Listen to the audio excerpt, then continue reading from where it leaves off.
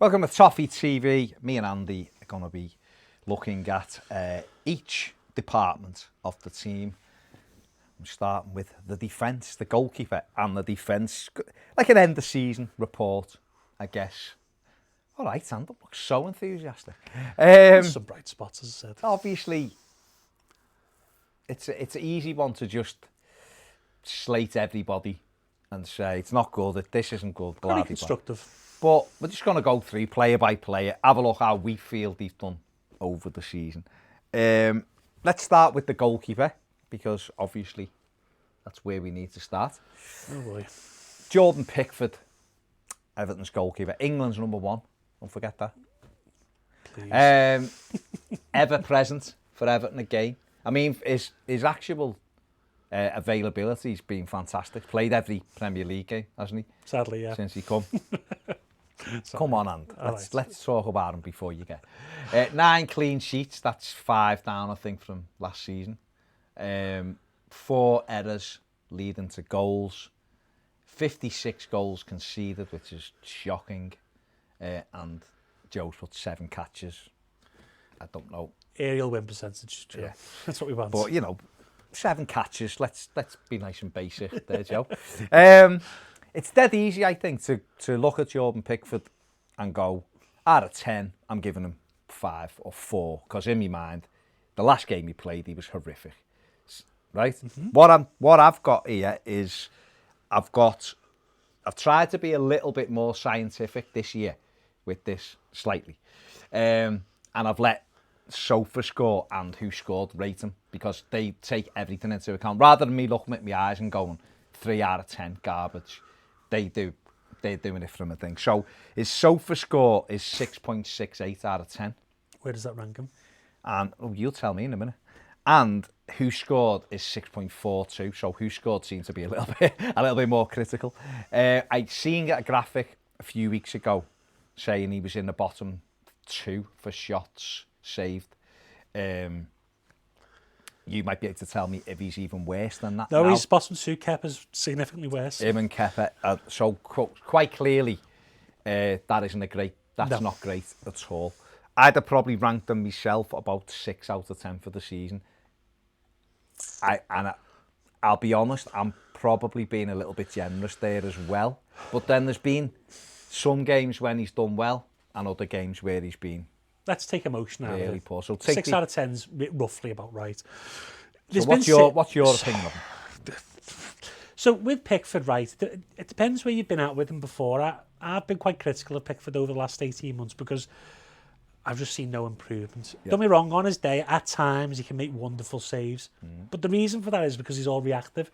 He's good. He's got generally good reactions at times. Seen it on Sunday at 0-0. Yeah, right. He makes saves like that. The basics, though, concentration, our anticipation, positioning himself, sometimes knowing when to set himself, and reading the game really, just all below the par it needs to be for what is perceived to be a top goalkeeper. Now, he's England number 1. Often people use this as like a badge of honour. I think it's not really no David Seaman out there. He's beaten out for the goalkeeper, is it really? Let's be honest, or Nigel Martin. Even so, Rob Green was England goalie a number of years ago. So. He wasn't the number 1 though, Rob Green. People say this, they threw Scott Carson as well as him. But let's be honest, England haven't always had great goalies, and I think this particular era, we'll see how Dean Henderson goes over the next couple of years. I don't think it's particularly a banner time for English goalkeepers. It's not. I wouldn't say they've got a goalkeeper in the top 15 in the world. No. I think what we have to say, if you take emotion out of it, you have to say he's done well to earn the number 1. He was the number 1 for a reason. He had some good seasons, and he did. Yeah, but I agree with you. This year, for me, he's significantly gone. He's regressed this season. I interviewed Neville Southall at the start of the season, I think, or early on, and we talked about him. And Nev was talking about he's a very reactive goalkeeper. He's not, and he's not someone who anticipates stuff, and therefore he's caught on the hop half the time because he's reacting to a shot or his position isn't right, and that is, I think, quite probably his confidence has been on the wane since the derby, the Origi one. I think up to then he was very much chest puffed out, He'd had a good first season with Everton. He'd had a good World Cup. He come into the second season, didn't he, with Everton, and was doing well. Everton were doing well till that derby. And then he made the error. And while he recovered, and still finished with 14 clean sheets, I think it was joint third in the league for the most clean sheets. This year, he's gone that way. I'm going to say put clean sheets in the bin, like Brian Clough once said to the Leeds players. Clean sheets are team performance. It doesn't measure individual performance. You could have a great defence. And I think Pickford's looked his best, and this is why we signed him from Sunderland. I call it Simon Mignolet syndrome. It's great saving loads of shots and getting beat 4-0. You look great doing that because it's not your fault the defence in front of you is bad. First half of the season, we were terrible. He was making good saves. Again, we were conceding goals and getting beat. And then Sam Allardyce come in, protected them. But then when Marcus Silva came in, Marcus Silva's obviously had flaws as a manager. We didn't protect them, and his flaws have become more and more and more evident. As to be a top goalkeeper, you need to have top level concentration. You need to be able to do the basics well. The best goalkeepers in the world. You look at them across the park. He may not be those flashy goalkeeper, but he's always he makes decent saves look easy, really, because he's always there. Pickford makes everything look hard. He's diving outside his post trying to save things. He's pushing things back into play when they went on target. I don't know. I think the problem with Pickford for me is he's just not a top level goal. I think he's at his best. He's a decent goalkeeper who would be good for a mid-table side, but not really. What we are though. But we don't want to be though, and this is the problem. I think he's one of the reasons we are a mid-table side. He's just not good enough. I'll remove emotion in terms of scouting. He just hasn't got it to be a top goalkeeper. He's 26 now, and people go, it's still young to be a goalkeeper. I've done this before, where you look at the goalkeepers who are now the best in the world over the last 5-6 years. They were already world class by the age he was. David De Gea was world class at 26. Oblak was world class at 26. Neuer was world class at 26. All these players had already reached the peak. Alisson, Ederson. There you go. All at the peaks at 26. So this, don't me wrong, there's always outliers who develop later. Nicky Pope was 28, 29 when he developed into he's not a world class goalkeeper, of course, but he's a pretty good goalkeeper. You've got to look at it in that sense. That I just don't think he's just going to get good enough to be to lead Everton to where we want to be. And I think the manager knows it. I think the fans now know it really. At times he's been good, and sometimes you think, oh, it's a great save. Like that one Sunday, that was really top level save. The reactions. But then to get beat, how often does he get beat at his near post? How often does he miss catches? How often does he give corners away trying to be silly sometimes? I don't know. It's just there's too many. He's he looked at the errors there. He's had the joint most errors leading to a goal since the start of last season. It's just not good enough. And I don't like to pile in on players. I think he's certainly got his deficiencies. He's a Premier League level goalkeeper. I'm not going to try and say it outrageous like he's not good enough for the Premier League or anything like that. He's just not. He's not right for Everton. I think the attitude thing. I think it's part of an act. I don't think he is that confident. Yeah. Well, that's clear. It's clear. Yeah, it's projection. It's called projection. Yeah, and I think I just laugh when he concedes goal or makes mistakes. Well, that is because he's trying to show you it hasn't bothered him and he'll be back. His head's back in the game. But I think he would have much more cachet with the fans if he was sorry. If he was punching the floor or whatever. I've said this before. You've got to be contrite. You know what I mean? It's this season you look at it, the errors. The fact that he's probably cost Everton nearly 5 goals this season he shouldn't have let in. Now, obviously, you can still concede goals. People are going to concede goals no matter what. But obviously, you've got XG conceded, which I think is higher. But we'll use the post shots, which basically XG is basically before you take the shot, where you positioned, who's in front of you, what's going around you. Post shots is when the shot's been hit. And based on post shots, XG is the second worst goalkeeper in the league behind Kepa. That shouldn't be the case now. No.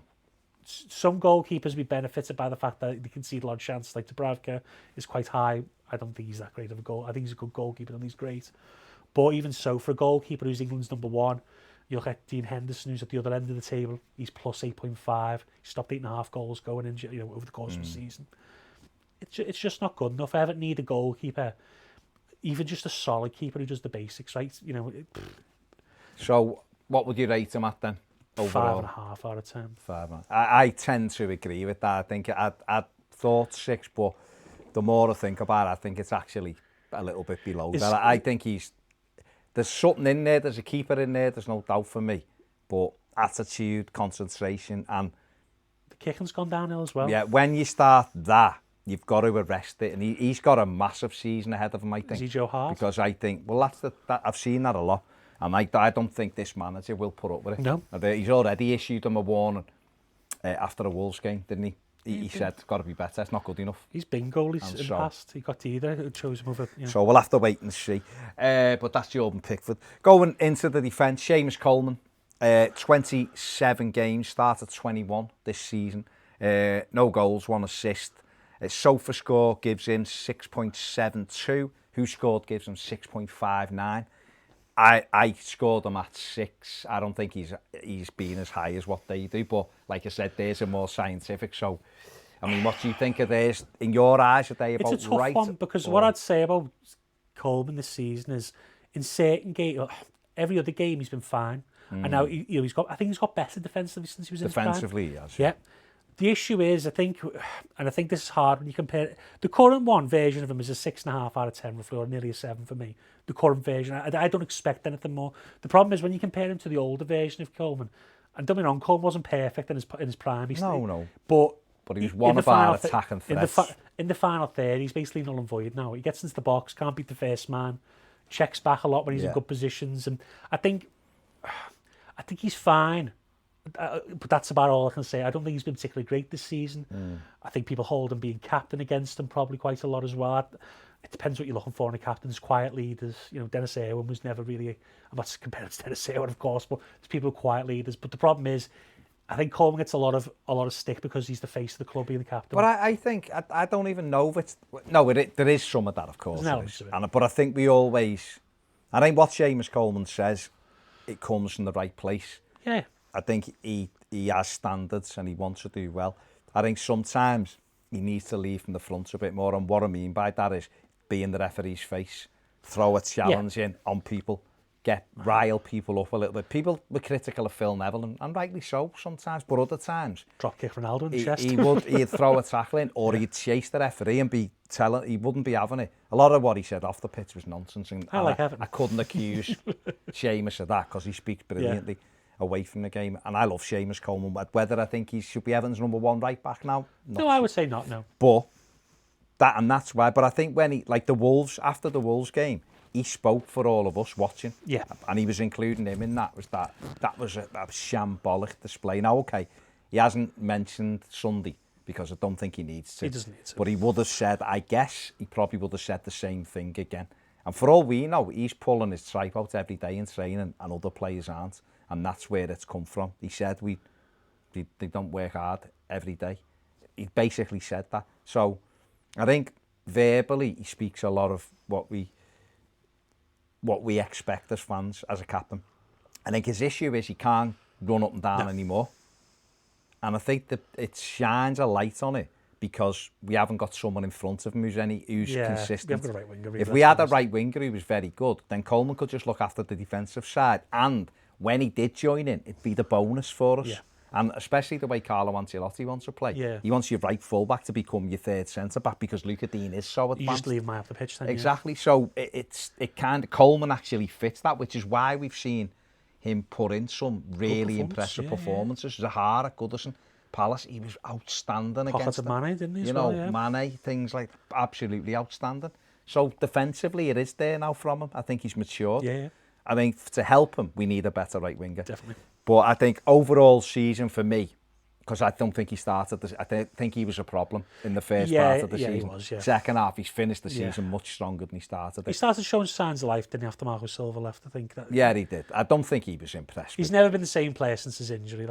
No, but I wouldn't necessarily leg that at him either. No, I wouldn't. I would just think... I think that's coincided and with the fact that he's getting on anyway. Player, yeah. Full-backs now, they've got to... We've seen it with Baines. We love Leighton Baines, but legs. Post 30, he couldn't sprint up and down all game. He'd do it. He'd have a go, and some games he'd get, but then it's filling in, isn't it?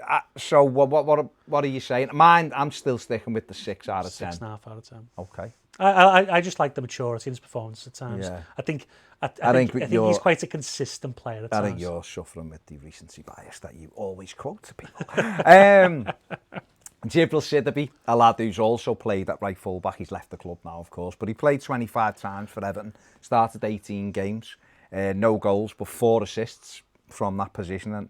And he's finished with a score of 6.99 from SofaScore, 6.95 from WhoScored, so they were quite assists. Well, of course, but that's the rating they've given. I think he was about a 6.5 out of 10. I would agree with that. I think he was better than Coleman because he offered more attacking wise. He showed his defensive deficiencies at Arsenal and at Chelsea, and at Brighton earlier in the season, where all 3 of those goals that they'd scored that day came because he was just too busy going the other way. But then there was other games where he showed the maturity and defended quite well.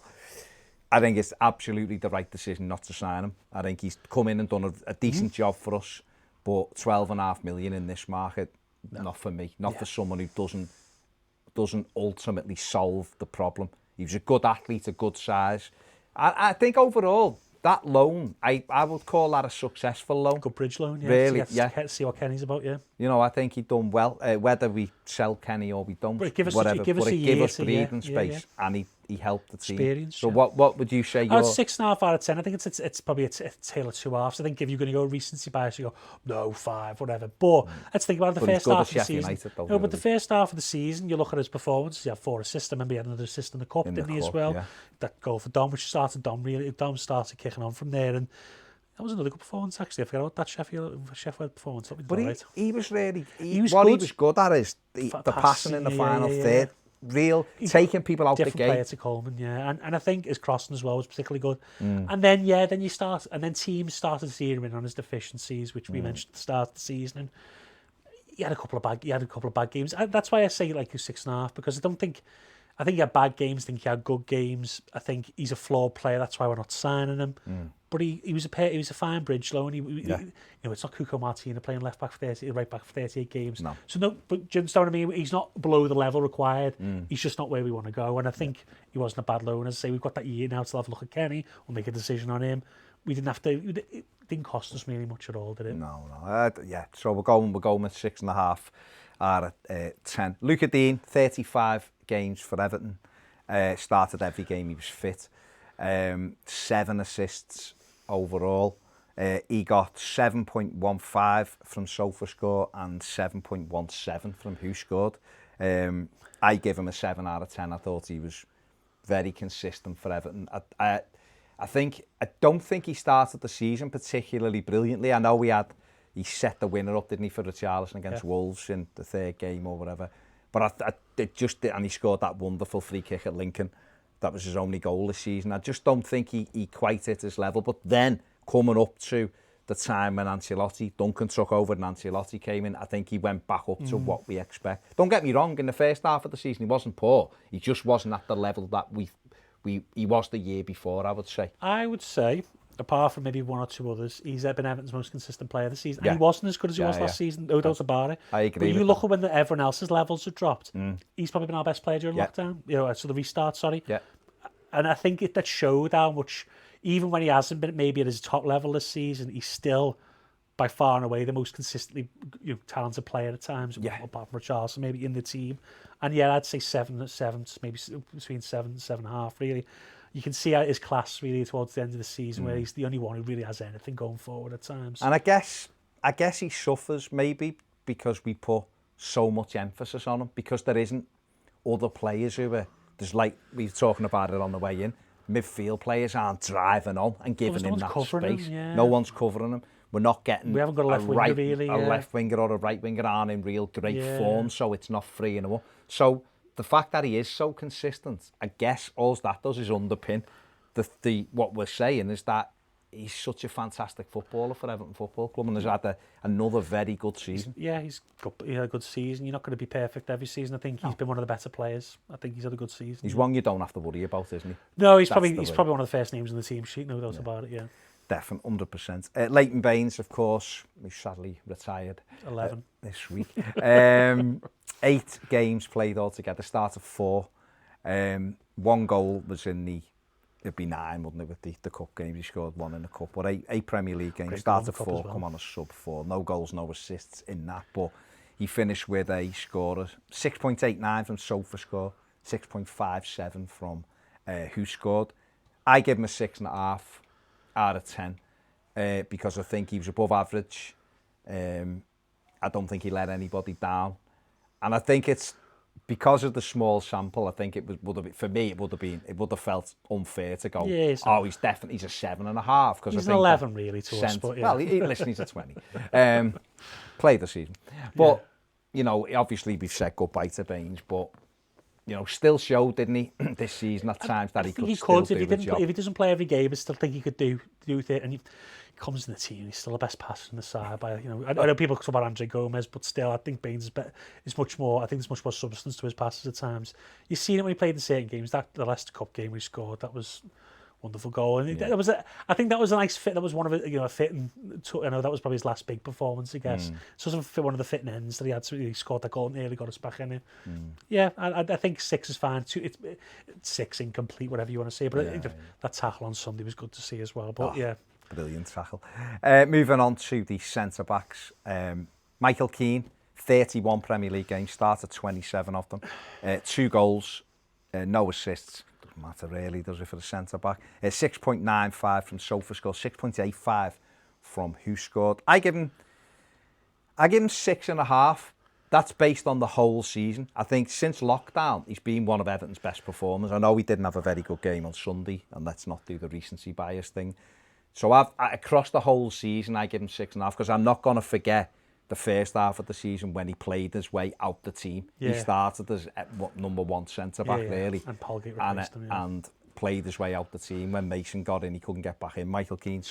But I think he had some good performances before lockdown in certain games, and he's been quite good since lockdown as well. Like I say, didn't have a very good game at the weekend, but I think that's probably maybe that in the Wolves game, because I don't think anyone played well at Wolves. Other than that, I think he's played really well, and even though Sunday didn't have a very good game, he was immense the game before at Sheffield United. So I scored him across the season as a 6.5. I mean, I'd say same. I'd say a 6 when we play a bit more expansive and a 7 when we don't, because I think it suits him now. And that's where 6.5 comes in. I think when we're playing big sides and we sit in, everything's on his head. He lets bricks out, doesn't he? That's what he's good at. I think when it's a bit, he gets exposed, he starts to struggle. And I think he's been probably one of the most consistent performers in the restart, whether that was because of no fans or whatever. I think he's done pretty well. And for me, I'd say 6.5.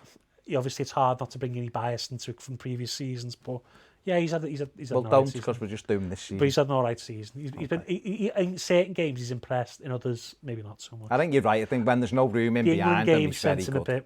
That England game sense. The England game ruined it. Well, me and Pet have said loads of times, you can visibly see the minute his confidence goes. One thing goes wrong and his confidence goes. But I think he's done quite well since we returned. Yerry Mina, maligned by some people, injury prone by others. 29 Premier League games, started 25 of them, 2 goals, 1 assist. SofaScore 6.98, Who Scored 6.83. I've given 7 out of 10 for the season, because for me, one of our top performers this season. Obviously, he's picked up a couple of injuries near the end, and that's kind of curtailed it. Yeah. But I thought all through that period when we were awful, he was the one consistent player, with Luca Dean probably, and then obviously Mason Holgate coming to that as well. But I think he's had overall a good season. It makes me laugh when people label him as, I've seen someone saying he's got spaghetti legs, someone else saying he's never fit. He's played 29 Premier League games. A lot of recency bias in it. So, I think the problem with Yerry Mina is, I think, again, it's recency, isn't it? Because Holgate never really gone on the scene until like late October, and he was consistent from then on. He had a good season, didn't he, Holgate? But from the start of the season to March, there wasn't many players better than Mina, really. Obviously, with Charleston, Dom got the uptick during Ferguson up to Ancelotti's reign, but before that, I think Mina was probably, I'd say 7.25. If you want to go with that one, I think he's had a pretty good season. I think he proved that out of him and Keane, I prefer to keep Mina much more. So I think he can play on the turn. Don't be wrong, he makes mistakes. He's not perfect, but I think he's a good centre back. Yeah. I agree. I think if you had to lose one of them, I'd lose Michael Keane. He's more limited, because he's more limited, and also he's only got 2 years left on that contract, and this is the time you need to make a decision. Is it a new contract for him, or Are we trying to sell him at his height, at his peak? But again, that only works if you're trying to bring another centre-back in. If Gabriel came in, for argument's sake, a defender who Everton have been interested in, then you'd have to look then and go, well, we only really need one stopper for now, and then you make the decision over Keane and Mina. But for me, I don't get where the injury I think there's a general malaise over injuries with Everton fans because of the Gbamin thing and other players. I think injuries happen, it's just part of the game. He's missed, 9 games total in the season? It's not really and that's, being injured at Wolves, so he missed the last 3 or 4. Other players have missed much more than that, so there you go. The centre-back, before we go on to Mason Holgate, Jared Branthwaite very quickly, played 4 games in the end, 2 starts. SofaScore give him 6.8 and WhoScore give him 6.64. As an isolated thing, I'd give him 7. I'm not going to give him 7 because it's a small sample size, but just in an isolation, I think he's done incredibly well for an 18-year-old lad who was playing in League 1 or whatever it was, League 2, in January, to come in and end up playing a couple of 4 Premier League games. And okay, he wasn't great on Sunday, and he made some errors, but in general, he's coped really well. And at Sheffield United, he was excellent. So he's done really well. How many 18-year-olds come in and play and have consistency? Not many, let's be honest. You can have those games, and they're the learning games. It gives managers an opportunity to say, this is where you went wrong, this is what you need to improve on. Because if he's perfect all the time, then you're never going to get pulled up on things. So he's going to have games like that. I think I'm not going to give him a grade because I think he's you go 6, I guess. That's why I said in isolation. Yeah, but I think he's been very well. Yeah, 7 if you want to go in isolation. He's been good. Yeah, and he's exciting. Let's just temper the expectations. Let's see how it goes. But he's not ready, is he? Let's be honest. No, you can't rely on players like that. Yes, you just got to let him see how he goes. Yeah. Mason Holgate, obviously, for me, is probably him and Mina have been the best partnership, I would say. But Holgate, because he's come, I think he's, I'm going to say come of age, that's not the right phrase, but he's really come to the fore and matured this season, hasn't he? 27 appearances this season. He's put 44 tackles in, 94 clearances, 126 ball recoveries, aerial battles won 44. SofaScore give him 7.01. WhoScored give him 6.77. He's had 3 assists, no goals. But a couple of those assists, certainly the one at Brighton was one where he slid round the corner. That's a true assist for me because it was threading Calvert-Lewin. Packing people in. It was a big chance, wasn't it? So I give him, across the season, I've given 7.5 because of he got into he had to wait, and then such was his improvement during that time that he's become the player that I just don't think we've been the same since he's been off the team. No, he's mature physically. I think the issue with Holgate was too really his awareness of things going on around him. I remember there was a game last season against Tottenham and he just completely got lost for one of the got lost. I think on the way home for one of the goals. But since then, I think there's been 1, maybe 2 moments across the whole time he's been in the first team this season, which is a massive improvement. And I think, I wasn't overly keen on playing right back for West Bromwich, but I think it's playing those week in, week out, playing those against men, consistently. I think people forget that it's very hard to come in and isolate the games and prove that you're ready because you can't get any rhythm going. We're talking about Moise Keane. I think he's had this run now, and what Everton are looking at is him to go on to another level next season. I think he's the best passer we've got on the back 4, well, apart from Luca Dean, obviously, but such a good passer off on the back. He's got that ability to play through the lines, basically play from back to front along the floor, really. And his decision making is much better. He closes the space quickly. He's played on the left hand side. He's played on the right hand side this season. I think he's been really good. Don't be wrong. He's still got things to improve on. But I think him and Mina would be the best 2 centre halves as a pair we've had this season, and both have been missing. I think that's partly why we've had we haven't had the consistency of a pairing since the restart. Maybe that's been an issue, but I think he's had a really good season. 7.5 out of 10. Yeah, I think he's been excellent. He's also proved he played very well in midfield as well when he used them in midfield, and that versatility is very, very important as well. I think he's been brilliant, and he's stepped forward as a leader. I know we've done a couple of videos on this channel about the captain, and I think if you want to set the right tone for going I forward. listened to that yesterday. I agree with them sentiments. I think he's someone who can set the tone. I think he's someone who, if you give him that responsibility, maybe he's not that person in the dressing room. I think he'd step up to that role. I think he's ready for that responsibility. Maybe even, obviously you don't want to take it off Coleman, but you make him, if Coleman's not playing, you make him vice captain, he captains them on the pitch. Obviously Coleman will continue as club captain, but we need to start cultivating that leadership group to go forward, and he'd be one of the players you would choose. Well, he's someone who doesn't back down. He goes into a tackle, he's got a bit he'll have a lead-like, word with the referee. He's got ability as well on the ball. That's, as a modern centre-half, Michael Keane's good at heading the ball out, but a bit concretey when he's got the ball at his feet, very smooth. He can play full-back as well. I think he's a good player. Would you say he's the pick of the defenders then? Over the season, I'd say Luca Dean still edges it for me. I think he hasn't been at his best, but I don't know. Again, you tail on recency bias there, because obviously the restart was such an effect on it all. But I think Mason Holgate's improved so much that you tend to say him, but I still think Luca Dean's been better over the season. But no, Mason Holgate's been really good. Yeah, it's been good. You can't ignore. Can't fault 7 assists. I don't think I've had one game where I thought he was poor in that game. I might miss one game there, but no, I don't think. No, well, there'll be defenders make mistakes, which lead to goals. Do, but there's not been a no consistency there. At times he's been the best centre half, in the parents. So yeah.